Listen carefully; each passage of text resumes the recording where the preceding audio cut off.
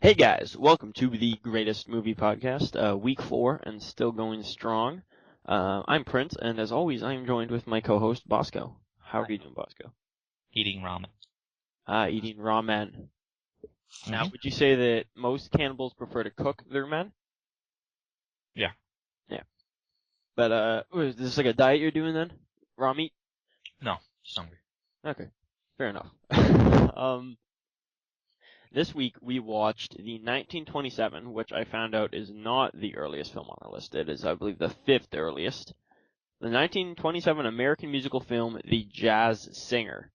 This is a black and white, half silent, half not silent film. All the musical numbers and a bit of the talking in the musical numbers are done with actual audio tracks.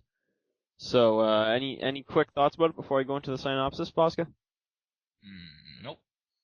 Okay, here we go. Basically, the Jazz Singer tells the story of a very Jewish boy's coming of age. The reason I say he is very Jewish is because his last name is literally Rabinowitz. I think the only way you can get more Jewish than Rabinowitz is if you're Rabinowitz Steinberg. That said, he does not feel deeply religious. His father is the cantor. Is the cantor.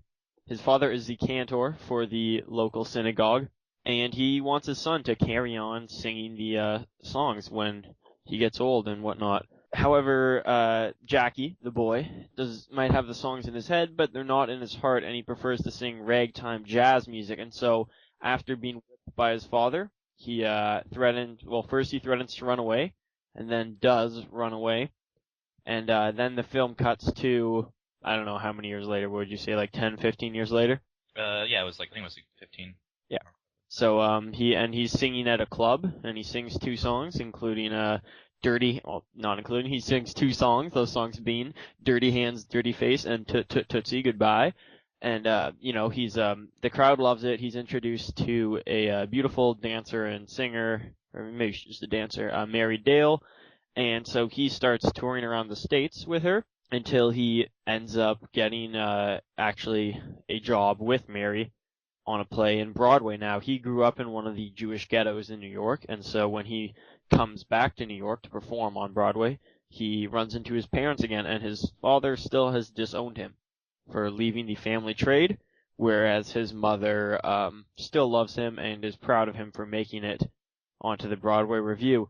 Then when the play's about to open, or the show, whatever you want to call it, his father gets a deadly case of plot device-itis. Jackie has to choose, or Jack, as he now goes by, Jack has to choose between his family by taking his father's place in his religion as the cantor for a performance in the synagogue, or continuing to perform in blackface on Broadway. And basically what ends up happening is he takes a night off to go to the synagogue, and that seems to solve everything. And he goes back to singing songs about his mom in blackface. So that's The Jazz Singer. What were your thoughts on it? It was alright. I mean, it was interesting, like, why it's on this list. It's only on this list because of, like, the first full-length, feature-length, talkie, or recorded feature with voices and stuff. But it wasn't even entirely talking. Well, of course, it was a transition, but it was enough, because at the time, most of the movies, about 99%. There were shorts that had sound in them, but about 99% feature length was all silent. And I think it was interesting, like when they're writing reviews about this, it surprised the shit out of the crowd when like just want to get the first musical number and he started talking. It's like, oh crap. Well, but the thing is, the first musical number is the one where he was a kid, and that's the one where I'm pretty sure is the only scene in the movie where he's lip syncing. Obviously, because the kid was a kid. I don't know. I don't know. I'm not talking about. I'm saying the first musical sequence when he talked. It wasn't the first musical one. It was the second one or third or something like that. But the moment he did that, everyone just went crazy in the theater. The one where he's singing in the club. I think that was it. And he talks between songs. Yeah, that was the third one, because he sings as a kid, then his dad sings in the synagogue, then he goes, I believe. Yeah, because at the time wasn't like new for music to be played at films, even at silent films, they had sheet music and stuff. So eventually phonographs and stuff. Oh, you can have people with actual music and stuff instead of having somebody at the piano all the time. And then just progression. That's all I'm saying. And I thought that was cool on that content. But about the story, what were your feelings on the overall story? Do you feel like it would have been on this list if not for the technical advancements that came with the movie? No. Yeah, I would agree on that point for sure. I mean, like, it's a nice story, but it's not really a great one. I did like most of the musical numbers. I thought probably Tootsie was my favorite. I mean, I thought the last song was kind of shit, to be honest. That's the one his mom loves. Man, he sang like 2 songs about his mom. Actually, he sang like 3, because he sings the Blue Skies song to her while doing the thing, and then he sings when she's backstage. That one song is about the mom. Then he sings to her in the front row. So what happens to his dad? Does his dad die or not? Yeah, he dies. It's at the end. Well, not the end, but like when he's doing the cantering. It's supposed to be like the thing the side showing up at the side of the church is supposed to be his soul, the dad's soul. Okay. It's kind of weird. Yeah, I wasn't sure if he died or not, but then the mom showed up without him after some time passes or whatever, right? One thing you were speaking of, like the synagogue. One thing I noticed was this was also the first movie, I would assume, that had a kind of music video cut, right? Because that wouldn't be possible. When he goes in to see his father perform, I guess his father's performing in a theater or something, right? It cuts to his face while he's singing, and it also cuts to him remembering his father singing in the synagogue at the church, which I thought was really interesting because not only were they taking the recorded audio, like an actual, like you said, talkie audio, they were still editing the film as well. It wasn't just flat cuts and stuff. So I thought that was pretty cool. I guess. I wasn't really impressed, obviously. Yeah, I think I pick up on those types of small things a little more than you do. No, I kind of did it like last night when I watched it and stuff. Yeah. Kind of dozed off because I don't know. There's always 2 things that happen in silent films: either I fall asleep or I get creeped out. Because the reason I get creeped out is because all these people are dead and they're not making any noise and they're just doing all these like really a lot of character movements and stuff. And it's just like, oh god. They would have made noise on set. I know, but they're not making any noise on the film what you're watching. Yeah. And it's just kind of eerie in that way, and then the movements they're doing. And so it's either 2 ways, like a silent film impacts me. It either creeps me out or puts me to sleep. I do like silent films, but those are 2 things that happen. I like getting creeped out a lot. I like silent films to a degree. I know I like a lot of the old silent westerns, I would say, and some of the Charlie Chaplin films. Oh, everyone likes those. Yes. That's fair. I also like The Artist, although I'm not sure if that counts, but that was that doesn't really count. Yeah. But I thought that was a very well done silent film because a small issue I had with the dialogue in this movie is a lot of times in silent films they expect you to just lip read, and that's fine when they're saying things like yes or like the guy at one point asks like, "Do you remember me?" But there are times in this movie where they have like long conversations. Oh yeah. And no card comes up, and you're like, "What the fuck did they just say?" Yeah. I know what you mean because some of them are just really long, like pauses. It's like a paragraph. I was like, okay, what's going on here?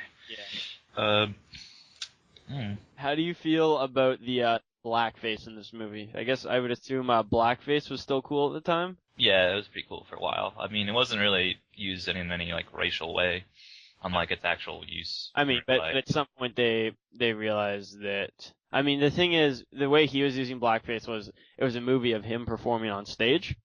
Yeah. But I think even at this time, in terms of actual films, there were not a lot of actors in blackface. Like, basically by the time they had sound, like a couple years past this, by the time they had regular sound, let's say 31, they just had the black actors, often doing racially stereotypical roles, to be fair, but. Yeah. I don't know, it wasn't really, in a way, it was used racially, I don't think it was. But, I mean, that's the whole purpose of blackface is just completely, like, racial stereotyping and crap. And the way it was used was just to keep the plot moving and just give him like an act. It wasn't like the main focus point of the movie. It was just what he did. Yeah, I guess I would assume that was kind of common then for the jazz singers in those Broadway shows then. Yeah. They would come on. I have to assume that was like, I don't know, like if you see a guy in a cowboy hat now in a movie, he's from the South or whatever. Like if you saw a guy in blackface back then, he would be a jazz singer. Yep. I think that's the best way I can relate it. So I did find it funny when his mom shows up and she's not sure if it's him. Really Yeah. odd. Another very funny thing, I was a little impressed. There was a small running joke in the movie where everyone bought his dad a new prayer shawl for his birthday. He had like 5 new prayer shawls. Hey, I love that shit. He sent me. Things. Yeah. Alright, we're not talking about that. I know we're not, and that annoys me. Mostly because, alright, well, you know what, I'll talk about it quickly. Bosco is sending me, presumably because they share the year, the film Metropolis, which is a kind of well-known early science fiction film. Oh, it's not because it's the same year. It's because it's the best silent film ever made, and it's probably the best special effects and cinematography I've seen in any movie for a while. And it was made 1927, Okay, the reason it's not on the list is because it's a German film. which annoys me. This is the top American films list, is the primary issue, with like a couple of British ones thrown in there for some reason, but That's why it doesn't make any sense to me. they're still speaking English. It's dumb. That's why silent films don't really count, because they can be any language, you just change different cue cards. Different cue. Whatever, the text cards, dialogue cards, that's all you have to do. We could have the first silent podcast. We could. Everything will have come full circle. Anyways, that's all I got to say, man. I don't know. What was your opinion on the music? You didn't really It get. was alright. I mean, the quality was what I expected, and the singing was what I expected. It's just, I'm just trying to compare it to a more contemporary way, and not really on purpose. It's just, when it's the top list of movies, I'm comparing it to the top list of movies.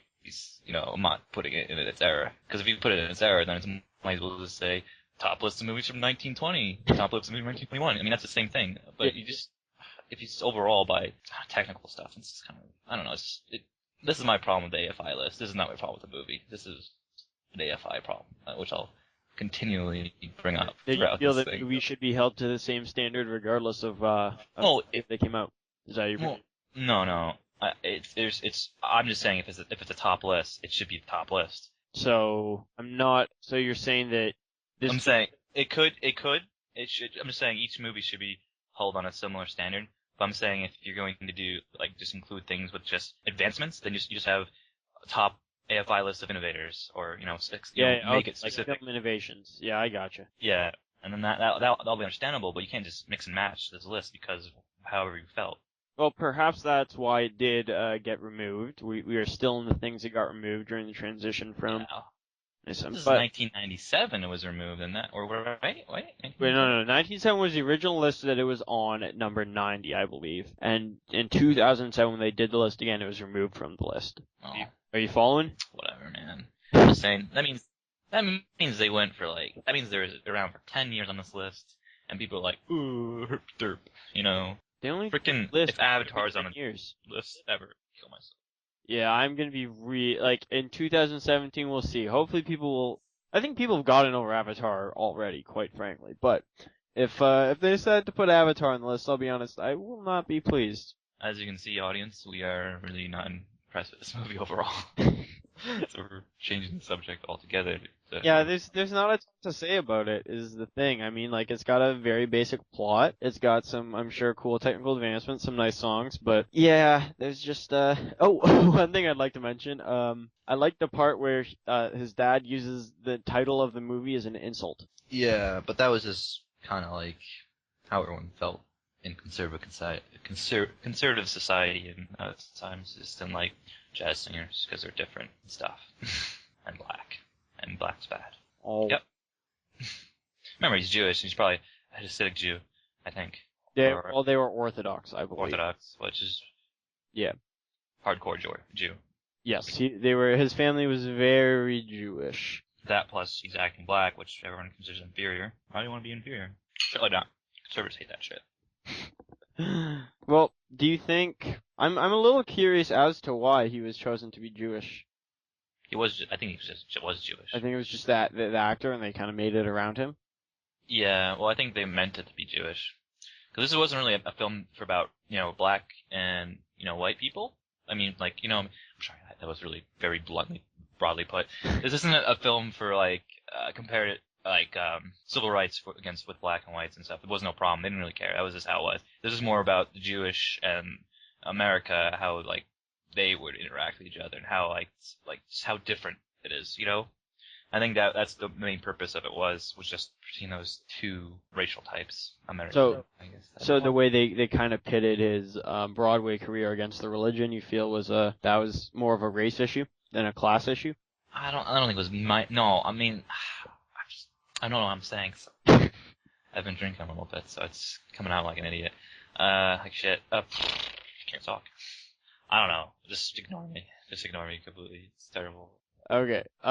I guess Nat will come to the part of the show now, because I always like to go over the Academy Awards that the movie was nominated to. So it was nominated for adapted screenplay writing. I believe it was adapted from a play, is my assumption, as well as the Academy Award for engineering effects. It also received a special Academy Award to Warner Brothers production chief Daryl F. Zanuck for producing The Jazz Singer, the pioneer outstanding talking picture, which has revolutionized the industry.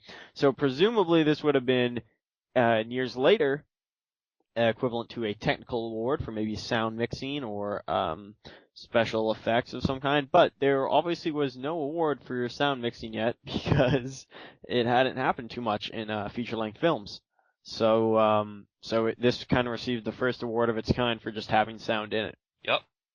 Yep. There you go. And I'm gonna bring up another segment called IMDb Review. User reviews. 4 angles. Poised. There's not much to say about this other than, even today, for the viewer, that's not really well written, for the viewer, it is emotionally effective. Yes, you are being manipulated. Yes, the acting conventions of the silent screen are comically exaggerated. Yes, it is shamelessly, see, when it's exaggerated, that freaks me out a bit. Yes, it is shameless in its setting up an ultimate choice, but this is so well structured that even today it escapes cliché. That's so remarkable because big movies are almost always turned into cliché as bits of them are digested and continuously reserved to us as our visual grammar. Okay, that was a fantastic job at reading someone else's opinion on the movie. I just said that. I just said it was a segment of reading somebody's IMDb review. Alright, here we go. Ready for the next new segment. Remake Watch. This film, there was also a Jazz Singer film made in 1952, a Jazz Singer film made in 1959, starring Jerry Lewis. That's kind of cool. And finally, a Jazz Singer film made in 1980. Starring Neil Diamond. Neil fucking Diamond. I like, what? Let's see. It feels a little strange to make a Jazz Singer remake in 1980, starring Neil Diamond. I'm reading a review. Somebody says it's racist against whites. I'm reading it. I heard the Jazz Singer was a racist movie. It is, but not because Al Jolson wears blackface for 2 scenes. The movie is racist because it furthers stereotypes against the white people. Jackie Ross, both as a young boy and middle-aged man, dances like a rubber chicken on a hoplite, furthering the stereotype that white people can't dance. He sings in a high-pitched voice that sounds like a cat with its tail caught in the door, furthering the stereotype that white people can't sing. The songs are incredibly corny without emotion, furthering the stereotype that white people have no soul. He has looks and charisma of high school algebra teacher, furthering the stereotype that whites aren't cool. Jolson looks better wearing blackface and a black wig than he does as a white man, implying that blacks are more attractive than whites. As a white man, I found this movie to be incredibly offensive. The taste of white people are really that bad that this movie could be considered an example of exemplary filmmaking by 2007 standards. If so, the stereotypes portrayed in this movie might actually be true. That's it. Okay, so just one quick correction to make there. You confused white people with gingers under the soul segment. No. Yeah, man, gingers have no soul. No. Okay, I think we just completely need to, Okay, viewers, we'd like to thank you for joining us this week. Any final thoughts on the Jazz Singer, Bosco? I don't know, man. I think it was all good until they started singing, with the sound on. They should have kept it off. They should have kept the sound off. Yeah. It would have been really screwed up if they did it that way. Or they could have, they should have done? They should have done this radio thing, and then intermittently send people postcards with the still frames. Yeah, perfect idea. Especially to convey the score as well. Yeah. That is important. I like how they played Give My Regards to Broadway. So viewers, before we sign off here, we would just like to let you know that next week we will be watching, and perhaps we will even have a third co-host on. We'll see if we can work out the technicals. We will be watching the 1970 American biographical war film, Padded. Oh shit, yeah! Oh man. Rommel, you magnificent bastard. I read your book. Anyways, viewers, before we sign off, we'd like you to wait a minute, and please join us next week, because you ain't heard nothing yet. Toot-toot-tootsie. Goodbye.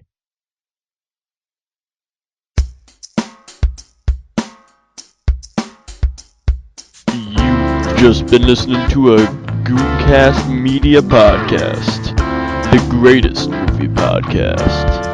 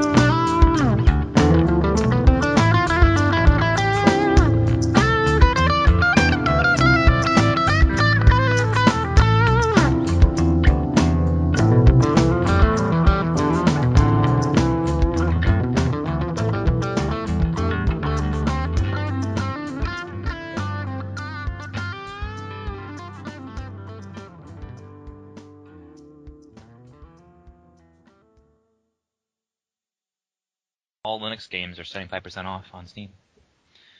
All Linux? Do you have to have a Linux? No, it's just any game that's on Linux. Like, I don't Oh, know. so fucking Penguin Fuck HD is 75% off?